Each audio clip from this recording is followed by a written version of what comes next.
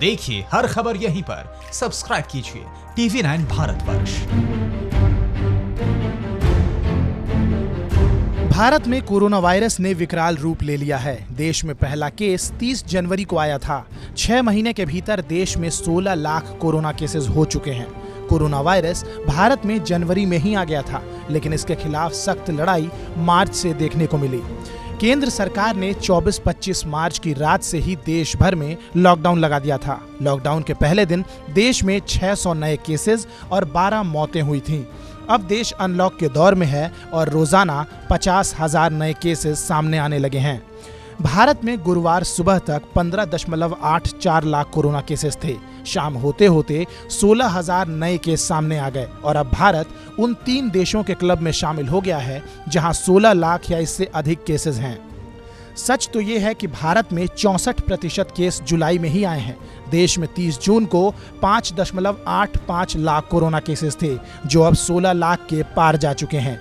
यानी देश में जुलाई के 30 दिनों में 10.15 लाख से ज्यादा केसेस आ चुके हैं।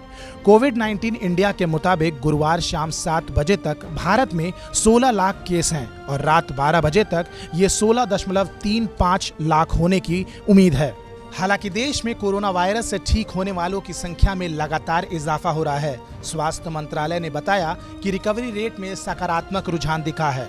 अप्रैल में ये 7.85% था और आज बढ़कर 64% हो चुका है। 16 राज्यों में ठीक होने का औसत राष्ट्रीय औसत से बेहतर है, जिसमें दिल्ली सबसे आगे है।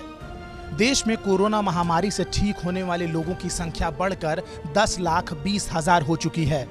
फिलहाल के लिए इतना ही। देश और दुनिया की तमाम बड़ी खबरों के लिए सब्सक्राइब कीजिए TV9 भारतवर्ष। TV9 नेटवर्क 5 भाषाएं, हिंदी, तेलुगु, कन्नड़ा, मराठी और गुजराती। 48 करोड़ इंप्रेशंस। देश का number 1 news network TV9 network.